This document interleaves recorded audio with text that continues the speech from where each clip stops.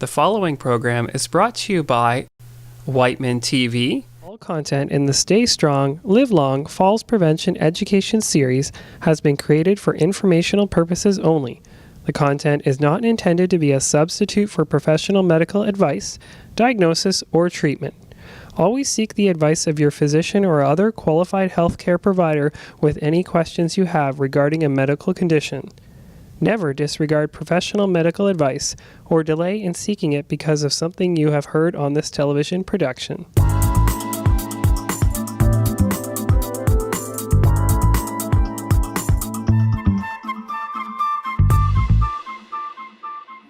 So welcome to our Stay Strong, Live Long Falls Education or Falls Prevention Education series, which is brought to you by the VON, the Upper Grand Family Health Team, and our community partners as well.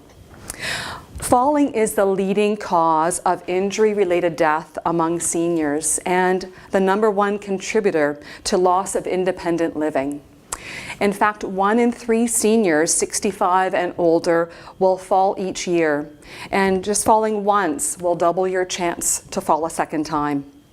So it is our hope that through this Wightman Telecom production that we can change the statistics, at least in Wellington County, by empowering our community with the knowledge and the tools that we all need to prevent those falls. So today's session includes grief and bereavement, and this topic is brought to you by Andrea Hall. Andrea Hall is part of our Upper Grand Family Health Team, and her specialty is it's palliative and supportive care, as well as a mental health therapist with her team. So thank you, Andrea. Thanks, Julie. Well, it's a pleasure to be here today, partly because I think grief and bereavement is often not thought about very much as a risk factor for accidents in the home or just falls in general. So if I ask you, what do you think of when you think of acute grief? What words come to mind? If you think of sadness. Sadness, yeah. Anything else? A feeling of loneliness. Loneliness, sadness, loneliness. Emptiness? Emptiness, yeah. Those kinds of things, yes. What we often don't think about is the physical impact of grief on our bodies. We think of the sadness, the loneliness, but we often don't think of how really physical grief is. So as we just go through the little talk today, keep your eye on the physical when we're talking. So what happens when someone we love very much dies? Well, really, a part of our life is lost. A part of our life is changed forever. And what part of our life? Well, it might be the companion that we wake up to in the morning and we sit and have the habit of eating breakfast and reading the newspaper, or the friend. It might be the friend that calls us, the friend that we go walking with. It might be our adult child who's the one dropping off that dinner so we don't have to cook that night. But old habits are lost along with our person. So part of our way of life is lost. When we suffer that loss, what do we suffer? Well, as you said, we suffer in our feelings. We suffer in our heart and our spirit. Loneliness, sadness. What does acute grief look like? It sometimes has anger. It sometimes has anxiety associated with it. Shock. I can't believe it. How often have you heard that? I just talked to him. I can't believe it. Confusion. And then there's the just indifference. I don't care. Oh my gosh, I can't even think about this. I'm just consumed by this. So those are the emotions. But what about the thoughts in our mind? What goes on there? Well, we often doubt our own sanity. Have you ever had people say to you, my mom's just died and everything's gone wrong. I put the keys in the refrigerator. I think I'm getting, a little confused. I can't concentrate on anything. I can't read. People keep giving me these books. I can't read a page. I read it and then I read it again. I'm absent-minded. I'm forgetful. People say things and I see their mouth moving, but I'm not taking it in. So our thoughts are often jumbled when we're in that phase of acute grief. What about physically? Well, physically, men, for example, who have been bereaved by their spouses, often end up in the emergency room complaining of a heart attack. They've got that tight band across their chest, their heart is pumping out of their chest. They get there and they're mortified when the doctor says, I think you're having an anxiety attack. And they are. But an anxiety attack is physical. They did have the heart pounding out of their chest. They did have the tight band across their chest. I often say when I walk through the waiting room, I can tell who my clients are for bereavement because they sigh.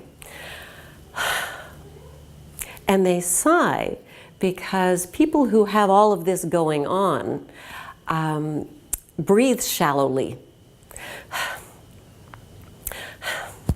We just breathe from the top parts of our lungs. So the bottom parts of our lungs fill up with carbon dioxide, and we sigh to try and get a little more oxygen in our lungs because we're filling up with carbon dioxide.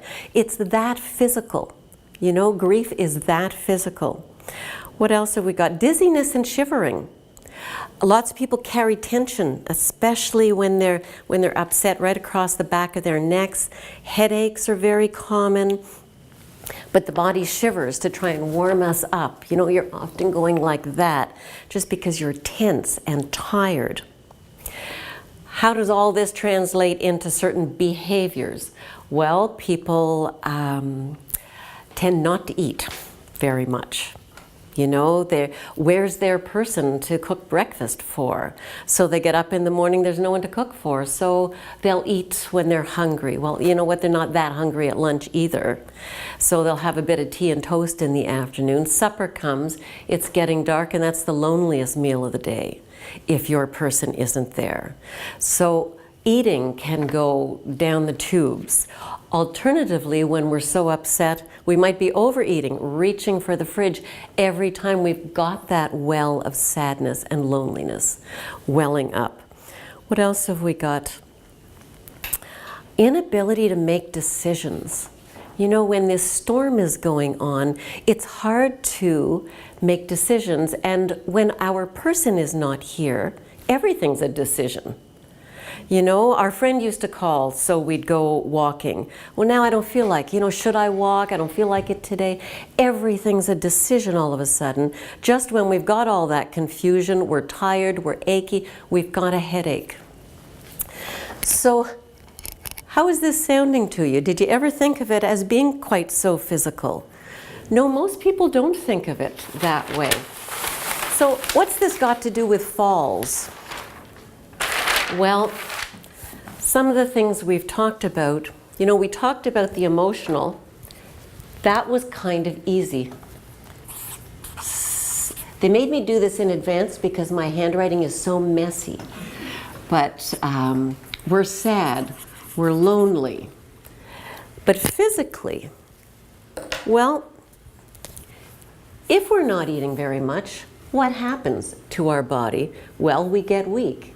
And actually, people are often quite dizzy.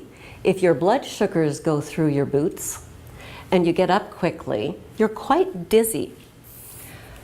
So what happens to your risk of falls then? Well, it goes up. Sleep. Imagine in the aftermath of losing somebody you love so much, the anxiety is usually high. You lie your head down on the pillow to go to sleep at night, but what happens? It all starts. All that running around in your mind starts.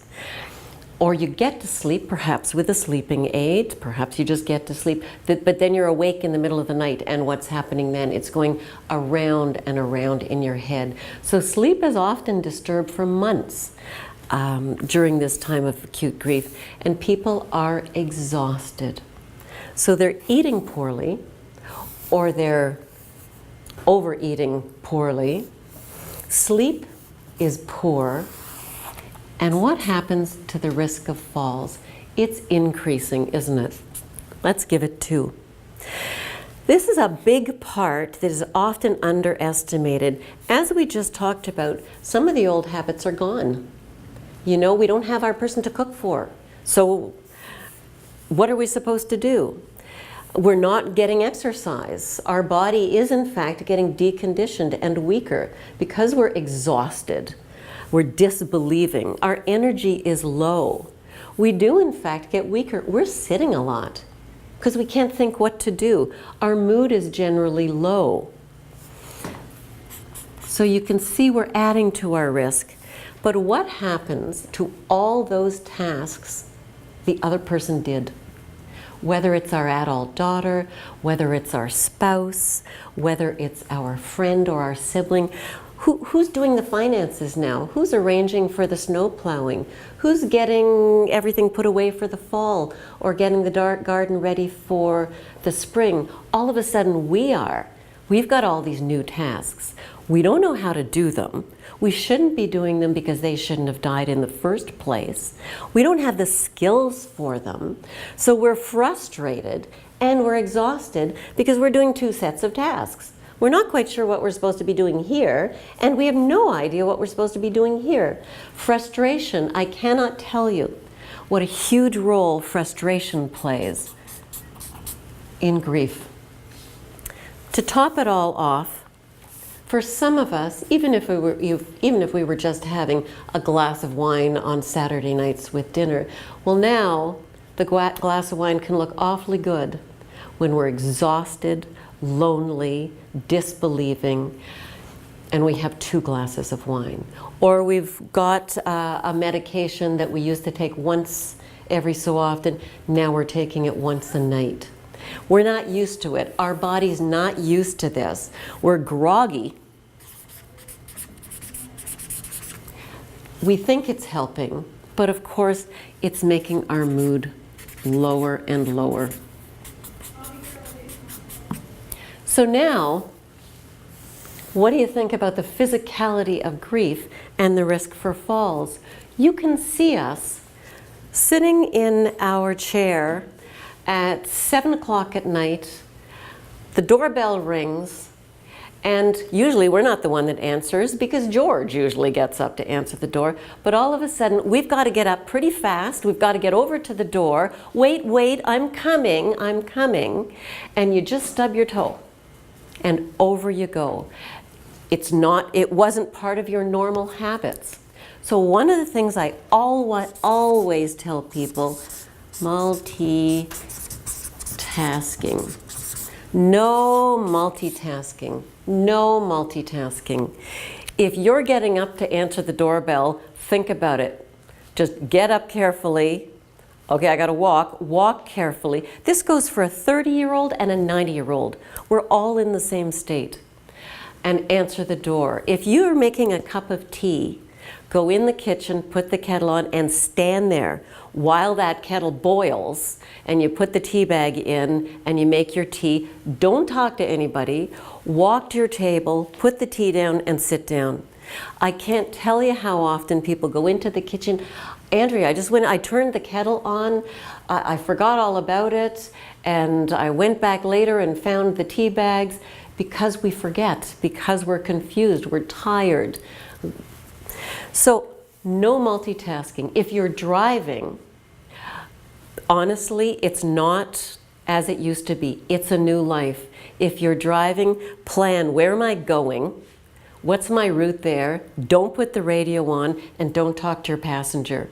Honestly, because I can't tell you, I've got 40-year-olds saying, I don't know, I'm not sure. I was driving, I wasn't quite sure where I was going. I ended up going home, I couldn't remember where I was going. What's wrong with me? Well, what's wrong with you?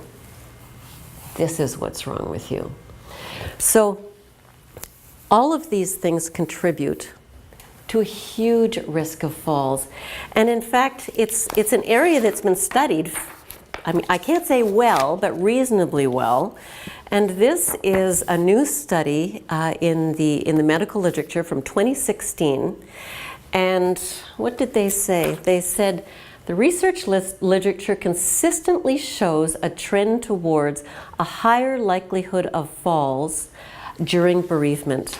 And it's for these very reasons, because all of this adds up to this not being business as usual. We're physically weaker, we're mentally exhausted, and we need to be kind to ourselves, careful with ourselves, and pay attention to one thing at a time. So, a couple of tiny tips. You'll have people talking wonderful tips about all of this during this series, but a couple of tiny tips. If you're in acute grief, and everybody's got a million tons of advice for you, here's a couple of wee things you could try. In terms of eating, try eating a little bit of protein every 3 hours. Just keep a few walnuts in your bag, a couple of almonds, 6 almonds, make some boiled eggs, cut them in half even. Take half a boiled egg every 3 hours. Make a sandwich, cut it into 4s. Every 3 hours, open the fridge, eat part of that darn ham sandwich. Just a little bit of protein every 3 hours to keep your blood glucose up and just to keep you eating a little bit. Sleep. We have a rule in my world, you can't stay longer than 20 minutes in bed if you're not sleeping. If all that's running around in your head, lying there for an hour with it running around in your head is not going to make it better. So after 20 minutes, get up and do something that soothes you. Go down and carefully make that cup of tea.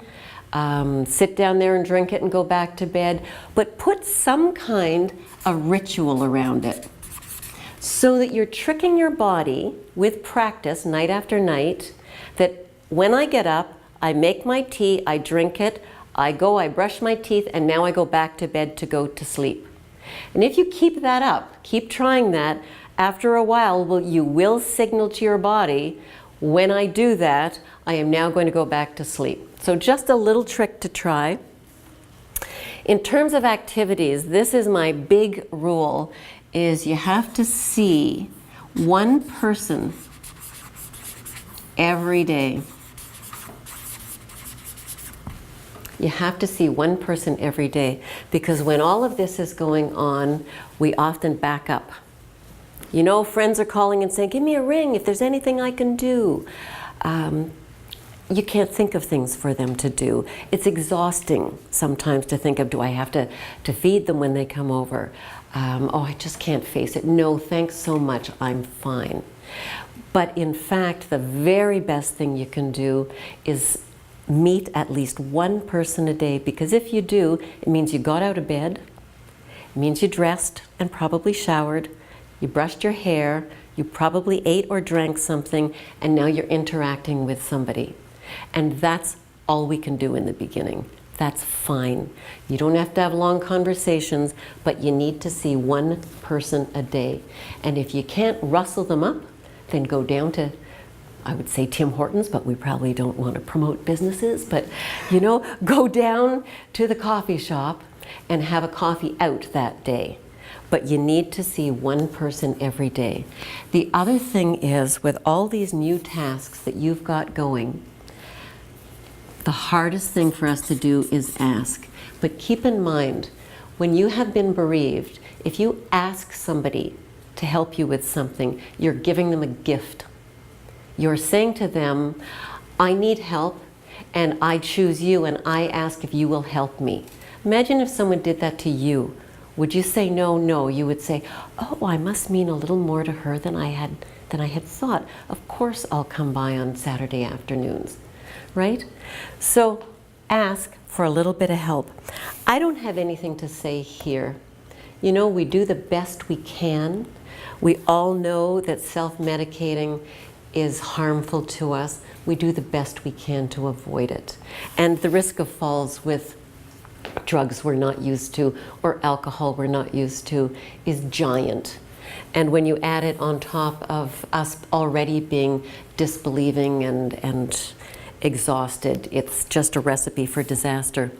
But so, what do you think now? You know, when I said to you at the beginning, what do you associate with acute grief? And you said sad and lonely and emotional things.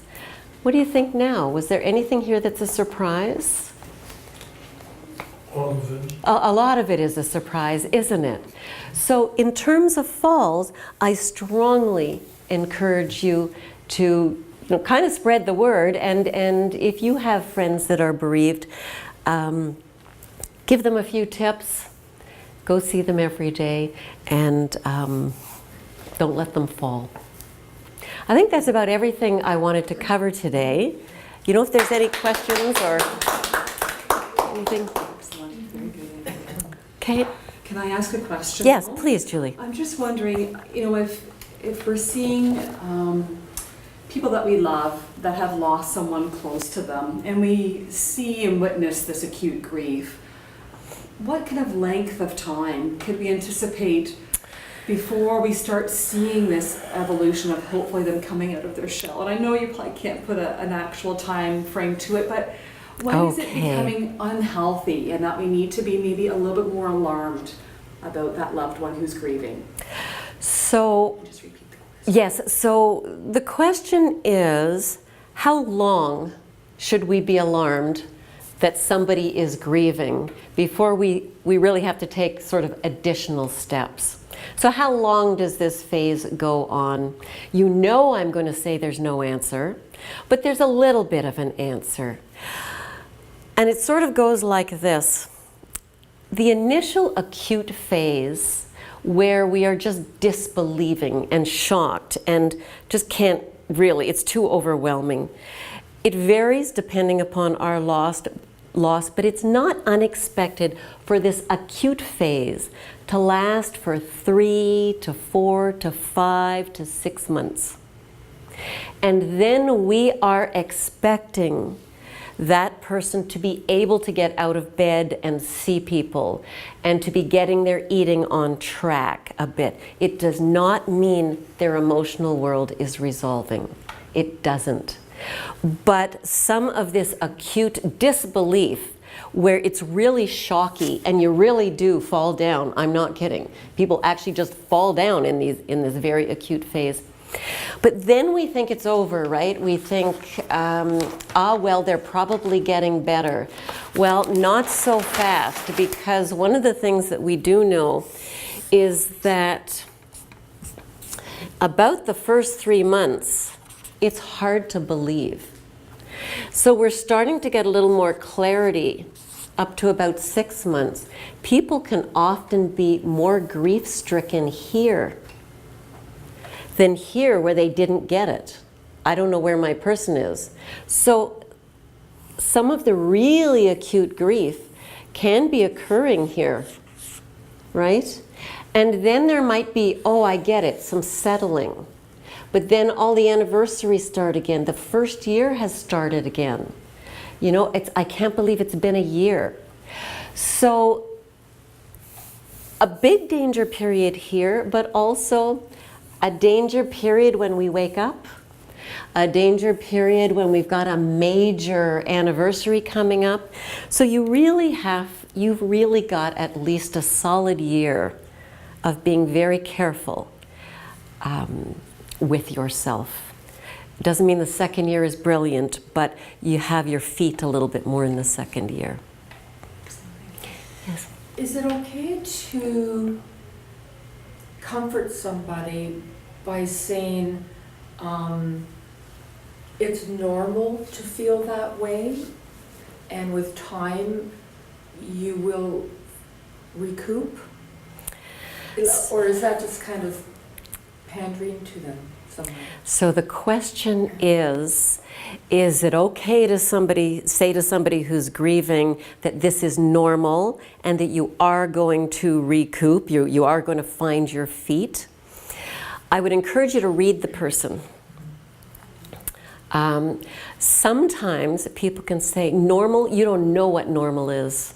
Nobody knows my grief. So it can sometimes be good to say, I can see you're really suffering. I am so sorry for this deep suffering that you are in. I trust a day will come when you are going to find your feet. You know, things like that. Yep, can be good. All right, and to continue on with the umbrellaed theme of mental health, we just had Andrea have a wonderful conversation with us about grief and bereavement. And now we have Nadia Landry here to speak on sleep disturbances. And Nadia is a mental health therapist and our geriatric social worker here with the Upper Grand Family Health Team. So thank you very much, Nadia, for coming. Thank you. I'm very excited to be here. Sleep is certainly a topic that I really enjoy, certainly sleeping and talking about it as well. So thank you for having me. I just, to put it out there, ask a question. Who here in the audience would say that they sleep really well?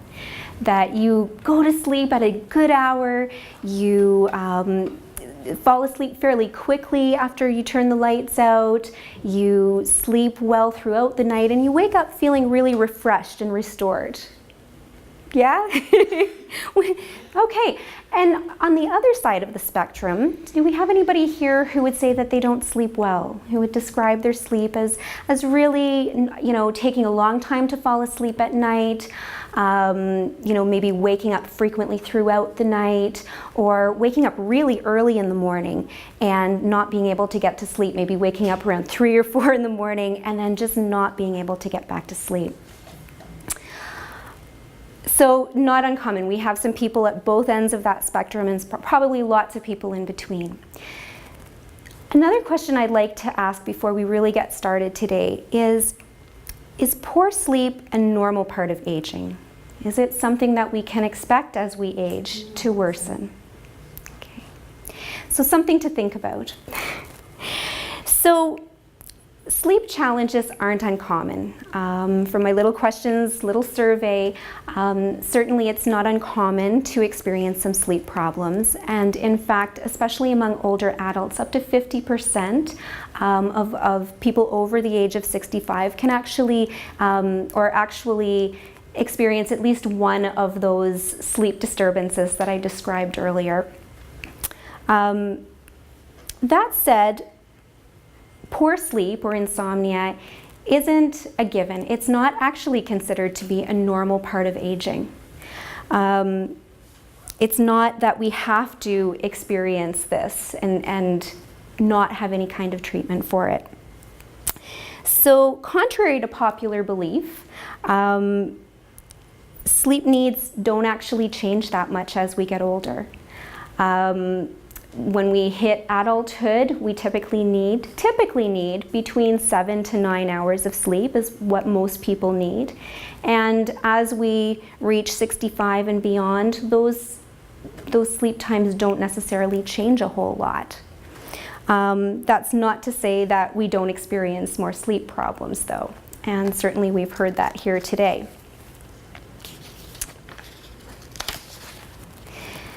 So I'd like to ask you, for those of you who have experienced some sleep problems, what are some of the struggles that you experience? And I've given you a hint with a few of them, but does anybody have any feedback for some of the sleep struggles that people sometimes experience? I seem to wake up every 2 hours. Waking up frequently throughout the night. Yeah. Yep, absolutely. I sometimes, I'll have a run of good sleep, and then all of a sudden there'll be a couple nights in a row that I'm up at 2 or 3 in the morning and just wide awake. Yeah. Yep. Yeah, absolutely. So a string of good nights, but then a few nights where, oh my goodness, it's those early morning awakenings and just not being able to get back to sleep. Absolutely, not uncommon. Yeah.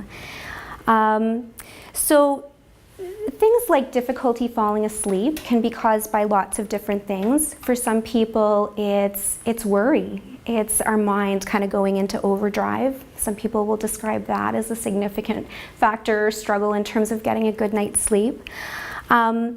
As we age, though, one of the changes that can take place is that our body can actually begin to, there can be a decrease in the production of melatonin. And melatonin is a hormone that's produced naturally in the body. And it's really the hormone that kind of primes us for sleep, and it's related to the light and dark cycles that occur through the day. So we typically don't produce a whole lot of melatonin during the day when it's light out, but as it starts to get darker at the end of the day, then our body typically starts to produce melatonin, and that hormone helps us to feel drowsy as it gets darker, less alert. And so as we age, that production of melatonin can sometimes decrease, and so that might be one factor that could be involved in having difficulty with sleep. Waking up more often through the night can certainly be a factor. And one thing that we've learned in terms of the research on sleep is that we go through different stages of sleep over the course of the night, some lighter stages and then some deeper stages of sleep where we get more restorative sleep. And then most people, I think, have heard of rapid eye movement sleep, or REM sleep, where we have that dream stage of sleep. And those deeper stages of sleep, including the REM sleep, help to produce some restorative effects on the mind and on the body, and so that's really important. And so when we're waking up more often throughout the night, it may create a problem in terms of getting to more of those restorative stages of sleep. And so another factor that's involved with that is that as we age, we tend to spend less time in the deeper stages of sleep and a little bit more time in the lighter stages of sleep. So we might actually be more prone to being awoken by things that are in our environment or things that are going on within our body. So we might be more susceptible, because we're in a lighter stage of sleep, to noises that are going on around us. They might be more likely to wake us up. We may be more likely to experience that urgency to go pee at night, and so that might actually be what wakes us up. And so the result is we're not getting as much restorative, deeper sleep that our body needs to regenerate itself and to restore itself and get us feeling that refreshed feeling we all want when we wake up. Okay. Another challenge that we sometimes face, especially as the years move on, is that our sleep window can shift a little bit. And by sleep window, I mean those hours that we typically fall asleep. So sometimes what can occur is that as we age, we start to become sleepier a little earlier. And so if we go to sleep a little earlier, if our sleep window is that 7 to 9 hours of sleep, we go to sleep at, say, 8 o'clock, naturally our body may want to be waking up earlier at night, and then it's harder to get back to sleep because we've gotten some restorative sleep in there. Okay, so of course other things, we talked a little bit about anxiety. Nocturia can create challenges with our sleep, and then maybe other medical conditions that we experience. If we experience chronic pain, that can be another thing that can create some challenges when it comes to good sleep. So we know that the struggle is real. It can be really tough when we don't get enough sleep. It can be tough to function the next day. And I want to ask, why is sleep so important? Why do we all need sleep? Does anybody have any thoughts? Restoration, doesn't it? What's that? Restoration. You're restoring. Restoring, exactly. Our body needs to repair itself, to regenerate cells. The brain needs to take care of itself and process the things that have occurred throughout the day, absolutely. So getting good quality sleep helps with our thinking, with our ability to concentrate on things, our judgment, our ability to problem solve, our attention, our focus. I don't know about you, but when I go for a while without getting a good night's sleep, it's just really hard to think clearly and to process information in the same way as it is when I'm feeling really rested. So certainly that can affect our sleep, absolutely. And on a similar line, I'm not sure about anybody else, but I know another factor for me when I'm not getting a good night's sleep is it's a lot harder to tolerate the stresses that come my way. I'm a lot more irritable. I don't tolerate pain as well. I have just a bit of a shorter fuse. It's a little bit harder to kind of function in the face of whatever stressors are kind of coming our way. Some other factors, when we sleep, it gives our cardiovascular system an opportunity to rest. So our heart rate comes down, and our blood pressure is lowered a bit, and it just gives our cardiovascular system an opportunity to, again, rest. And it does a lot of work throughout the day, so it needs that opportunity. When we sleep, it also allows our stress hormone levels to fall a bit, and that's really important because it helps to improve our mood. It decreases our risk of developing depression, of experiencing depression as well. Sleep encourages the release of growth hormone. So growth hormone is a hormone that helps give us nice healthy hair and skin, but it also helps with our muscle mass. And so when we're not getting enough good quality sleep, that can affect our muscle mass. And certainly that's something that we want to be concerned about, especially as we get older, and especially if we're concerned about falling. We want to make sure that we're nice and strong, right? Sleep also affects the balance of hormones that are related to that affect weight. And so there's a couple of hormones, leptin and ghrelin, that work together that signal us when we're hungry and when we're full and that sort of thing. And so getting enough sleep is important in terms of balancing those hormones. Okay, and as I said, just helps us to tolerate those stresses and things that come our way. So when we don't get enough sleep, we tend to have trouble with attention, memory problems, more confusion, poor judgment, that decreased muscle mass, decreased mood perhaps, and increased stress.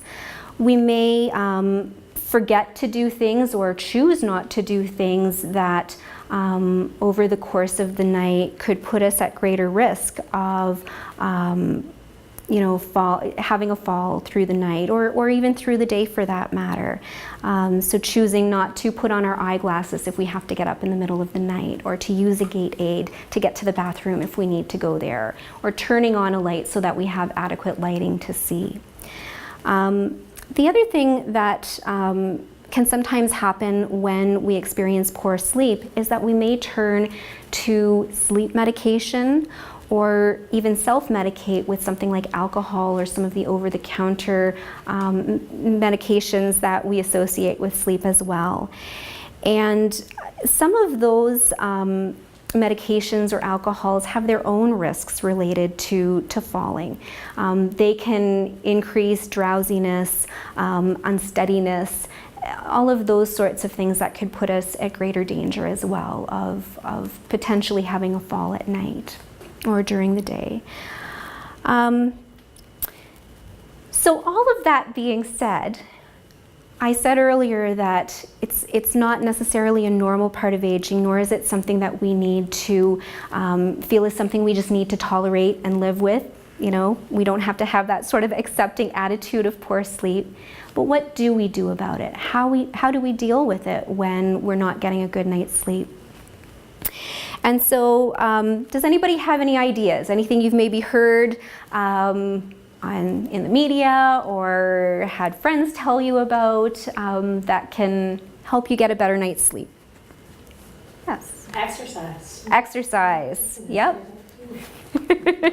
Absolutely. Exercise. That is something we're going to talk about. Yeah. One of the things I dare do now is start thinking, a problem. And start problem solving in bed. Start a good idea. Right. Yeah. When our mind starts to kind of go at night, what do we do about that? Exactly. Avoid it. Yeah, and there are some strategies that we can use to help us deal with those worries that occur at night, right? And we're going to talk a little bit more about that, absolutely. Has anybody heard the phrase sleep hygiene? Yeah. So some people have, some people haven't. We're going to talk a little bit about sleep hygiene.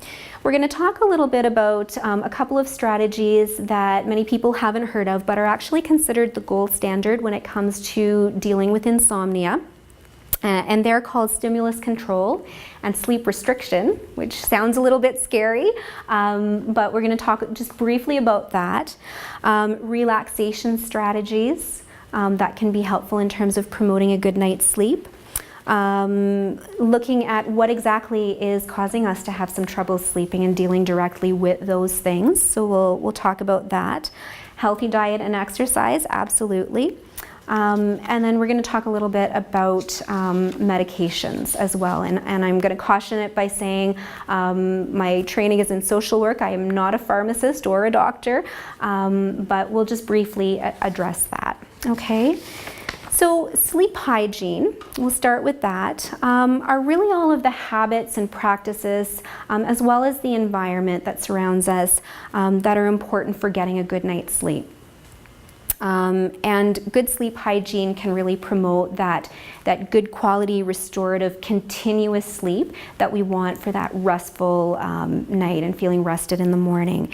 And good sleep hygiene is especially important for people who maybe struggle with sleep. So a few sleep hygiene tips would include going to bed and getting up at the same time each day. It's really hard for the body when you're going to bed at different times every night, or you're getting up at different times every morning. The body likes the routine, and it tends to kind of be primed to do what it's used to doing. So if it's used to going to bed at the same time every night and getting up at the same time every morning, then you're more likely for the body to do what it's supposed to do when it's used to doing it all the time. One big one is to go to sleep when we feel sleepy. One thing that's really important is that, and we're going to talk about this a little bit more, but just in relation to this, often there's a bit of a disassociation between the bed and the bedroom with sleep. And so as we do things like watch TV when we're in bed, or screen time is increasingly becoming a concern, we tend to make associations between wakefulness and the bed, and that can be very detrimental in terms of getting that good night's rest and being able to fall asleep when we go to bed. So we want to, when we feel sleepy, go to bed. Okay, and if we're feeling wide awake, maybe we do need to wait a little bit longer before we go to bed, because we don't want to get into bed and be tossing and turning and tossing and turning. Another big one is avoiding caffeine and nicotine and alcohol. And we typically say between 4 to 6 hours before going to bed, just in terms of the way that the body metabolizes those things. It can take that long for those substances to be out of our system. And so we really want to make sure that we're not consuming those sorts of substances just before bed if we're struggling with sleep and it might be having an effect on our sleep. And incorporating sleep rituals might be really valuable as well. So slowing things down at least an hour before going to bed, maybe doing some stretching or taking a bath or sipping some warm tea if that's not something that's going to promote going to the bathroom throughout the night. So doing things that are relaxing and kind of priming the body, creating that routine. We talk about that all the time with children, about creating that bedtime routine, and really doing that for ourselves is just as beneficial. Okay, the bed really should only be used for sleep and intimacy. As I said earlier, when we start bringing, screens into the bedroom, or reading with a bright light on, or doing all of those other sorts of things, then we kind of risk that association of the bed being for sleep. Making sure that the room is comfortable. So you want to be comfortable when you sleep. You don't want to be too hot. You don't want to be too cold. You don't want things to be too bright that it affects your ability for the brain to turn off. And I know even for myself, it's a matter of turning that alarm clock away, not just because I don't want to be clock watching throughout the night if I can't get to sleep, but also because even that amount of light can kind of trigger the brain to stay awake. And so for some people, it is actually a matter of turning that alarm clock around so that it's not distracting us from getting to sleep. And again, exercise is part of that, that sleep hygiene. We want to make sure we're doing it earlier in the day. We don't want to go, you know, for a nice brisk walk just before we're getting ready to go to bed. Gentle exercises probably aren't quite as harmful, but when we do exercise earlier in the day, that can be really helpful in terms of getting a better night's sleep that night.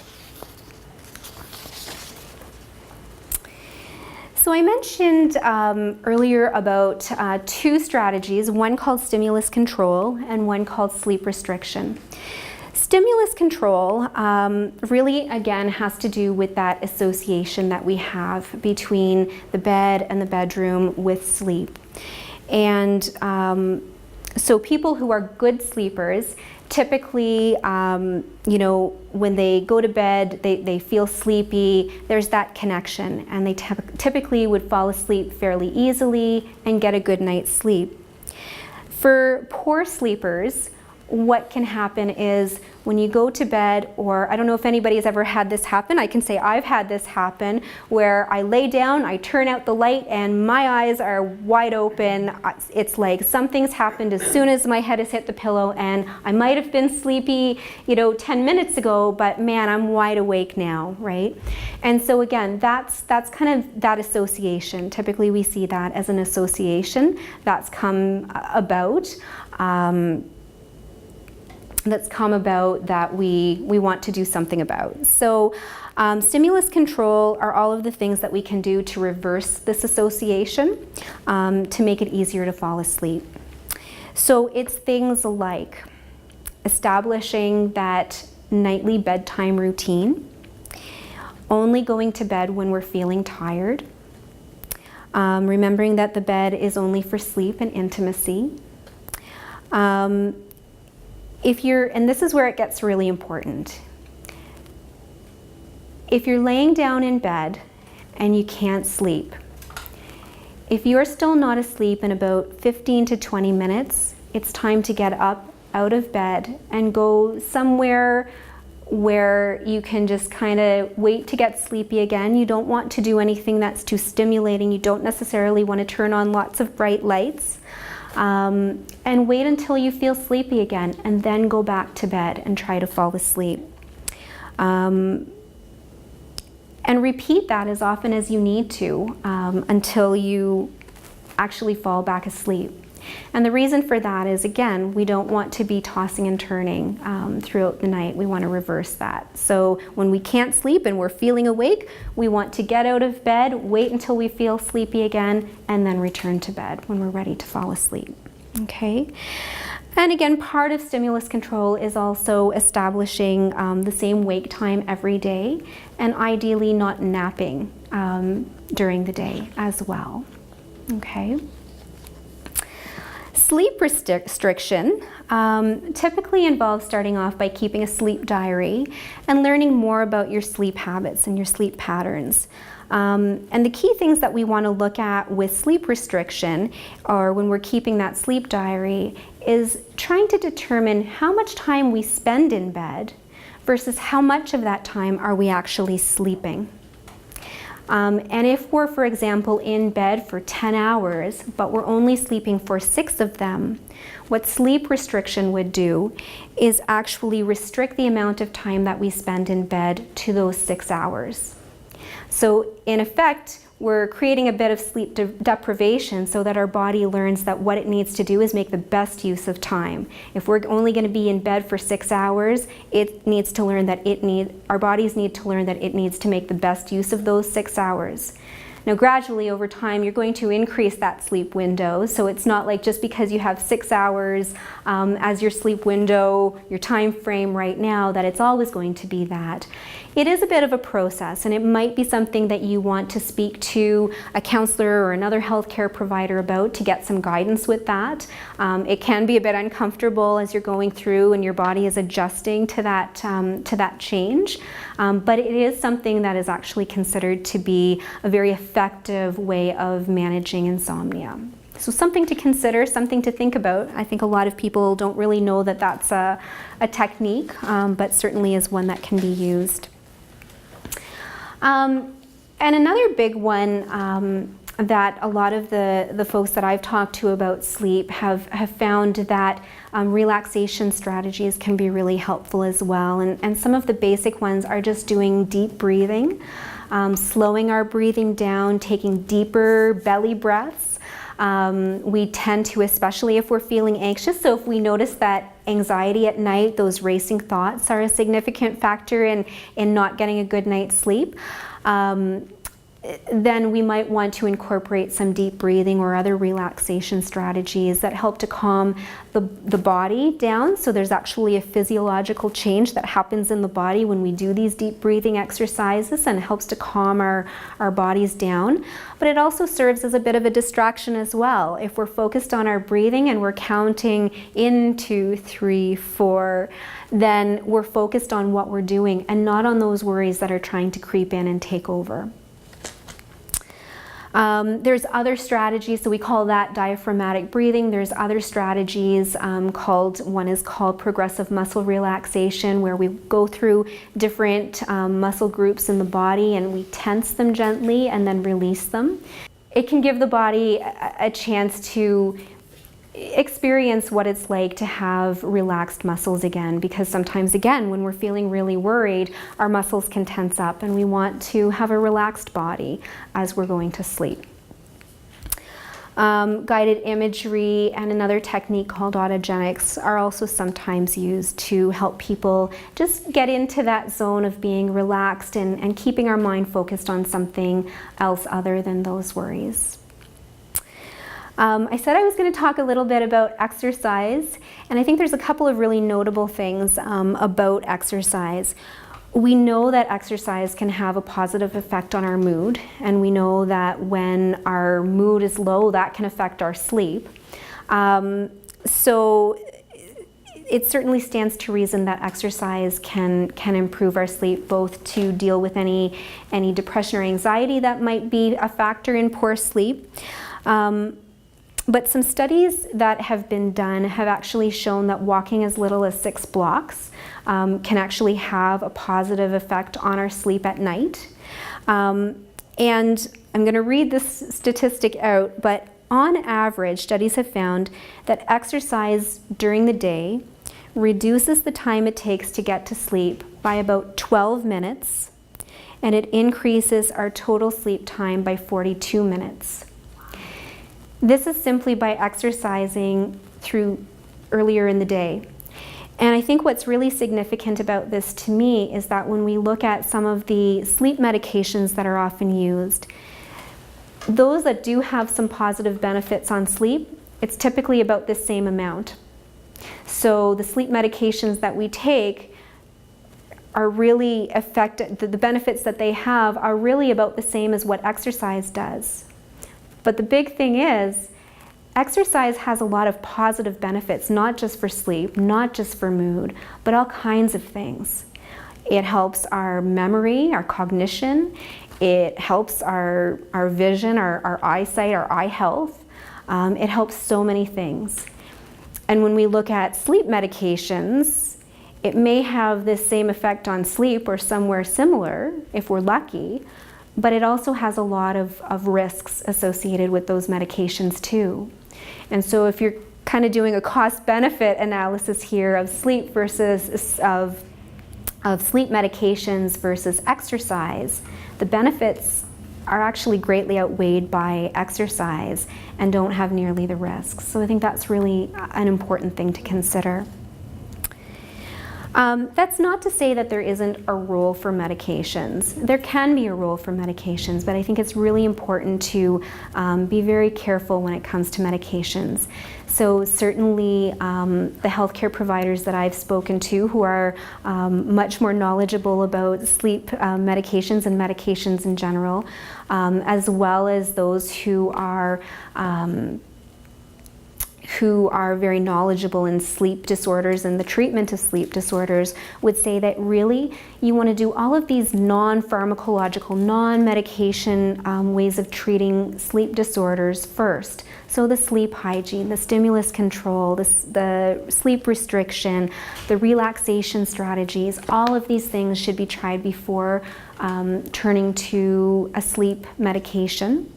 And really, we would suggest speaking to your doctor to make sure that if you do need to take a sleep medication, that you're taking one that has the fewest risks for you. So I think that's a really important thing to consider as well, if that's something that needs to happen.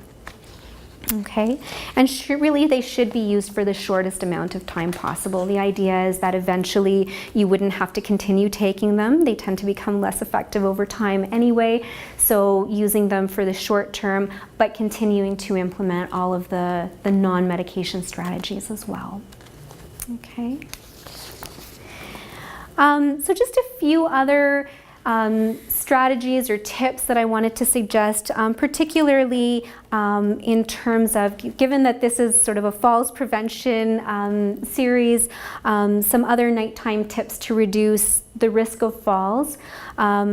Keeping what you might need throughout the night close at hand at the bedside, so making sure that if you require ambulation aids, that they're nearby, if you have eyeglasses, that they're nearby, if you frequently get up to have a glass of water because you're really thirsty in the middle of the night, maybe having that glass of water nearby would be really important.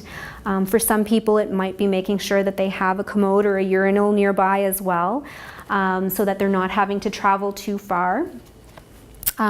Making sure that hallways are appropriately lit. You want to make sure that you can see things. And again, avoiding alcohol, especially before bedtime. There's often that sense that alcohol can help with sleep. Some people, as I said, will kind of self-medicate, but it can actually be more harmful to sleep because it reduces the amount of restorative sleep that we get. It might help us fall asleep a little faster, but we don't get a better quality of sleep. We actually get a much poorer quality of sleep. So in the long run, it's not really helping. Okay. Does anybody else have any other tips that they might suggest? Yeah. You may want to cut this. I think one of the most important things is to avoid the anxiety. I think people go to bed and say, thinking, oh my God, am I going to sleep? Or am I going to be lying awake all night? Yeah. I may be wrong in this, but I've mostly convinced myself that lying there, absolutely relaxed, with no thoughts in my head, is just as beneficial as sleeping. Yeah. And when I can convince myself of that, then I say, well, if I'm not sleeping, what does it matter? I'm lying here and it's just as good as sleep. I think that's very important. Yeah. And I would agree with that. I think that there can be a lot of anxiety just around whether we're sleeping or not, right? I've seen people who are so concerned that they're not getting enough sleep. We hear that, we should be getting 8 hours of sleep. And for some people, if they're not getting 8 hours of sleep, they feel like there's something wrong and that there's a problem that they need to deal with. And really what we need to be looking at is not so much the time that we're getting, the amount of sleep that we're getting, but really how are we feeling? Are we feeling rested and refreshed when we wake up in the morning, or are we feeling really tired and kind of slogging along through the day? And I think your point is very well taken. When we can reduce some of that stress about sleeping, when we can just kind of accept and let go, and what will be, that can have a huge impact in terms of our relationship with sleep. Absolutely. Thank you, Nadia and Andrea, for those wonderful presentations. I hope you guys at home found that information helpful and useful. If you are having trouble with sleeping, or if you're grieving and you're unable to cope, then talk to your family doctor, and they will be able to get you the help that you need. Also, Nadia mentioned how valuable exercise is in helping with sleep and your mood. So stay tuned to the end of the session, and contact information will be provided. Our glory is not in never falling, but in rising every time we do. It takes an entire community to prevent a fall. Thank you. For more information about the free, smart, gentle exercise programs in your area, check out the Vaughan Smart website at www.vonsmartexercise.com, or contact Smart Program Coordinator Kelly G by phone 519-323-2330, extension 4954, or by email at kelly.geeteam at von.ca.